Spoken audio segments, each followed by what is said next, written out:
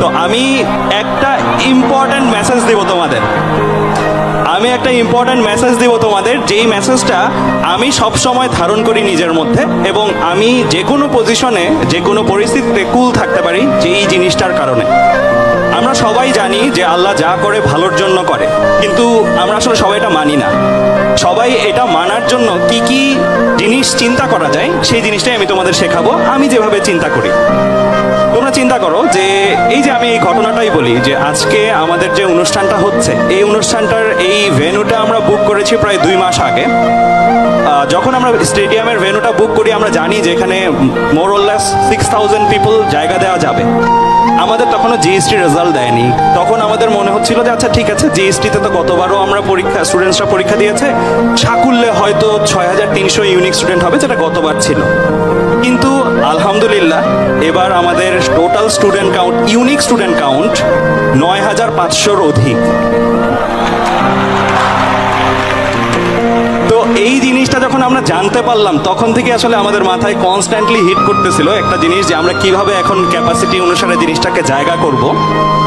দেখো একটা জিনিস চিন্তা করো যে এই রেজাল্টটা দেওয়ার আগে যদি আমি এই ভবিষ্যৎটা জানতাম যে আচ্ছা আমাদের 9500 জনের মতন ইউনিক স্টুডেন্ট চান্স পাবে, তাহলে আমি এই স্টেডিয়াম বুক করতাম না। হয়তো আমি তখন অন্য একটা বড় স্টেডিয়াম, আউটডোর স্টেডিয়ামের কথা চিন্তা করতাম, কিন্তু আমি জানতাম না, দ্যাটস ওয়াই আমি এটা বুক করছি। এখন এটা কি খারাপ হলো না ভালো হলো?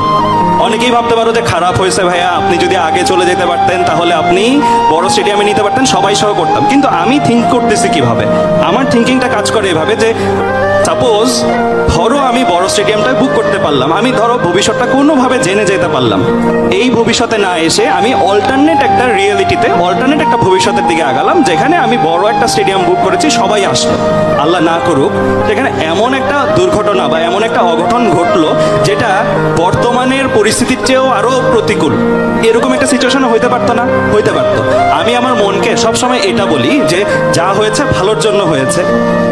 হতে পারতো এই ভবিষ্যৎটাই আমার জন্য সব থেকে সেফ, সব থেকে ভালো ভবিষ্যৎ।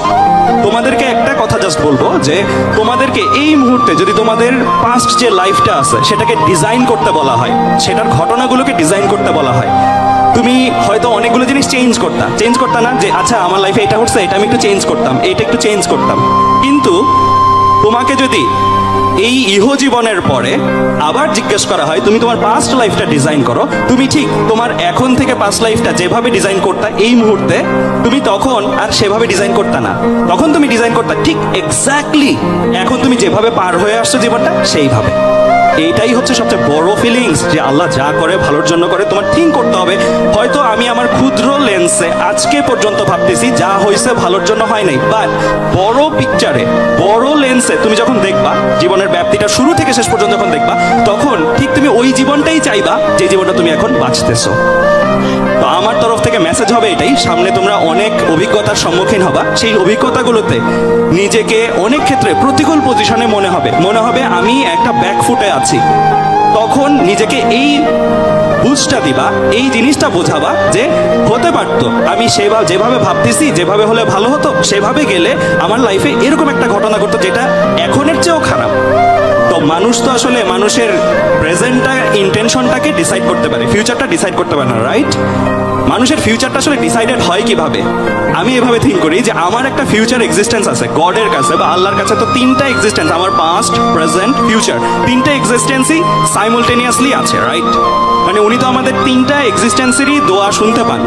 হতে পারে আমার ভবিষ্যৎ সেলফটাই, ভবিষ্যৎ সত্তাটাই চাচ্ছে আজকের জীবনে আমার এটা ঘটুক। আজকে আমার পা ভেঙেছে, আমার ভবিষ্যৎ সত্তাটাই হয়তো চাচ্ছে, কারণ এটার মাধ্যমে আমি হয়তো এমন একটা জায়গায় যেতাম না যে জায়গাটা খারাপ ছিল, আমি হয়তো এমন একটা কিছু করতাম না যেটা আমার জন্য খারাপ হতো। তো এইভাবে আমরা চিন্তা করতে পারি, আল্লাহ সব সময় আমাদের দোয়া আসলে কবুল করে।